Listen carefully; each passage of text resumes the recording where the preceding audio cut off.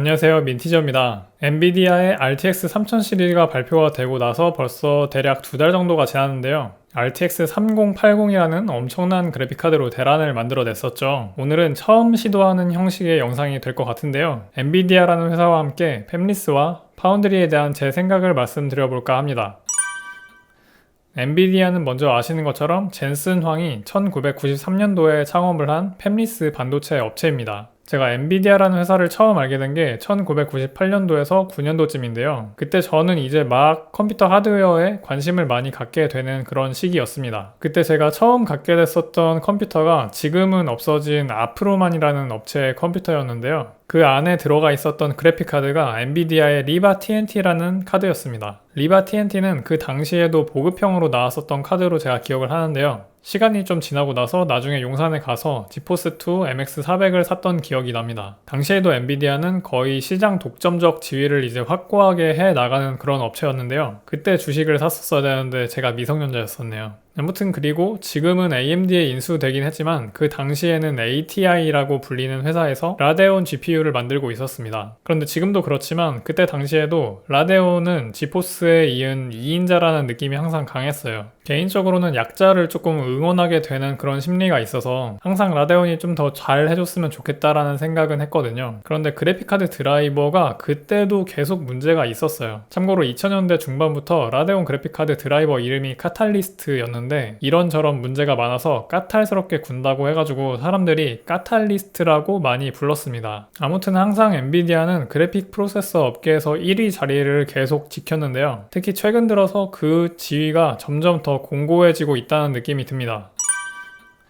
엔비디아는 그동안 반도체 생산을 대만의 TSMC라는 파운드리 업체를 통해서 해왔는데요. TSMC는 전통적인 파운드리 업계의 강자이고 그리고 팹리스와 파운드리라는 개념 자체를 만들어낸 회사이기도 합니다. 자, 그러면 이제 팹리스와 파운드리 이 두 가지 단어에 대해서 이해하기 쉽게 말씀을 드려볼게요. 팹리스 기업은 반도체를 설계하는 기업인데요. 이 설계라는 간단한 한 단어 안에도 엄청나게 많은 분야가 있지만 간단하게 말해서 어떤 요리를 만든다고 했을 때 팹리스 기업들은 이 요리의 맛을 연구하는 요리 연구가들입니다. 면 요리를 만들 건지 아니면 뭐 고기 요리를 만들 건지 국물 요리를 만들 건지 이런 요리의 주제를 정하고 그 요리들이 어떤 맛을 낼 건지를 정하는 사람들이에요. 그러면은 파운드리 기업은 뭘 하는 사람들이냐면요. 팹리스가 구상한 내용을 가지고 실제로 요리를 만들어내는 요리사들이에요. 아니 그럼 파운드리는 하란 대로만 만드는 기업 아닌가? 어차피 뭐 설계는 팹리스에서 다 한다면서 그러면 단순한 하청 제조 공장 아니야? 이렇게 생각을 하실 수가 있는데 실제로는 정말 전혀 그렇지가 않아요. 요리를 할 때는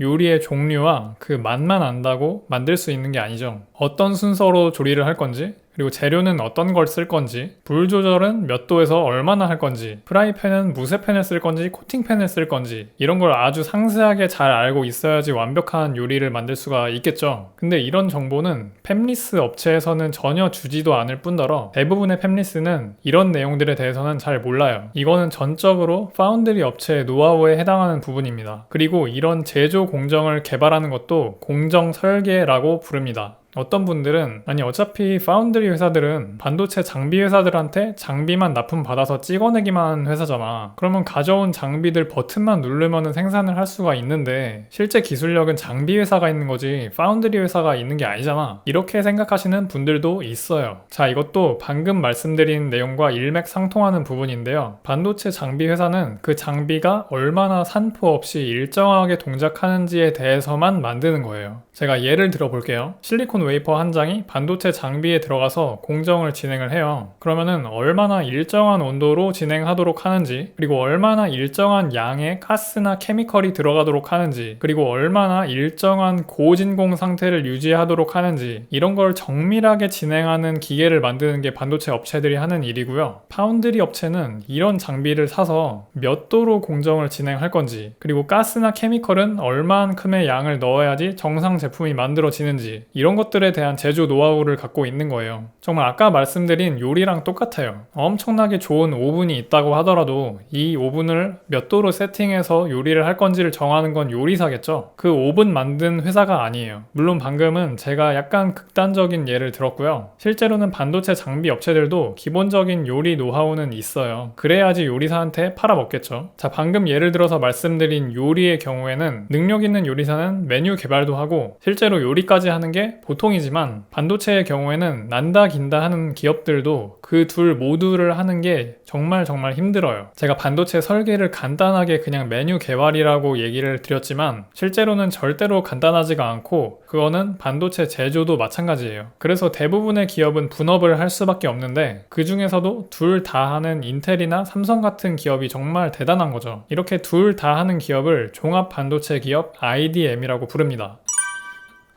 엔비디아는 그동안은 주력 제품에 대해서는 대부분 대만의 TSMC에서 제품 생산을 해왔어요. 영상 초반에 말씀드린 그 리바 TNT도 TSMC에서 만들었었습니다. 암페어 아키텍처를 사용하는 RTX 3000 시리즈 전까지는 말이죠. 그런데 이번에는 삼성전자의 8나노미터 공정을 사용해서 만들어졌습니다. 그런데 아마 이 몇 나노다 하는 게 정확히 어떤 거를 의미하는지 모르시는 분들이 많으실 거예요. 여기에 대해서 말씀드리려면 먼저 간단한 반도체 지식을 아셔야 되는데요. 모스펫이라는 단어를 먼저 아셔야 돼요. 모스펫은 모든 반도체 제품에 들어가는 대표적인 기본 소자인데요. 이름은 어렵지만 하는 일은 그냥 단순한 똑딱이 스위치예요. 단지 크기가 진짜 말도 안 되게 작을 뿐인 거죠. 자, 바로 이게 모스펫입니다. 참고로 이거는 모스펫을 수직으로 자른 단면도예요. 모스펫에 대해서 정말 간단하게 말씀드리면은 세 가지 부분만 아시면 돼요. 각각 소스, 게이트, 드레인이라고 부르는데, 게이트에 전압을 걸어주면은 소스와 드레인 사이에 전류가 흐르게 됩니다. 이게 똑딱이 스위치랑 하는 일이 정말 똑같아요. 근데 이 단순한 스위치가 여러 개가 모이면은 CPU도 되고 GPU도 되고 하는 건데요. 이 과정에서도 정말 마법 같은 일이 일어납니다. 이거는 완전히 다른 주제가 돼버리니까 제가 나중에 기회가 되면은 다른 영상으로 한번 만들어 볼게요. 아무튼 다시 하던 얘기로 돌아와서 바로 이 게이트의 길이가 몇 나노미터 공정이다 라고 부르는 부분입니다. 이게 짧다는 건 곧 모스펫의 크기가 작다는 거고, 그만큼 더 미세한 공정이라고 할 수가 있는 거죠. 그런데 그러면은 RTX 3000 시리즈는 이 게이트의 길이가 8나노미터인가요? 라고 물어보시면은 실제로 그렇지는 않습니다. 아니, 방금 전에는 이게 8나노미터라고 한 거 아니에요? 라고 하실 수도 있는데요. 반도체 공정이 진화하면서 그렇게 부르기가 약간 애매하게 됐어요. 방금 소개시켜드린 모스펫을 플래너 모스펫이라고 부르는데요. 이게 평평하다는 거죠. 근데 아마 반도체에 관심이 조금 있으신 분들은 핀펫이라는 걸 들어보셨을 거예요. 인텔에서 사고를 우려내네 14나노 핀펫이네 하는 데에서 나온 그 핀펫이 맞고요. 이 핀펫은 더 적은 면적에서 동일한 성능을 낼 수 있는 모스펫을 만들기 위해서 개발이 됐어요. 근데 핀펫은 게이트의 길이를 재기가 굉장히 애매합니다. 그래서 결론적으로 지금 8나노미터다, 7나노다, 5나노다 이렇게 부르는 것들은 실제 게이트의 길이를 말하는 게 아니고요. 그냥 개념적으로 더 미세한 공정이다라는 것을 말하는 일종의 마케팅 용어로 봐야 된다는 게 제 생각입니다. 그러면 뭐야? 지금 마케팅 용어로 뻥치고 있는 거야? 라고 하면은 또 그건 아니에요. 실제로 소자 크기가 줄어들고 있거든요. 하지만 요즘에는 게이트 길이 대신에 모스펫 길이의 간격으로 공정 미세도를 가늠하고 있어요. 물론 이건 초보자를 위한 설명이니까 100% 맞는 내용은 아니지만 개념은 이랬었다라고 생각하시면 될 것 같습니다.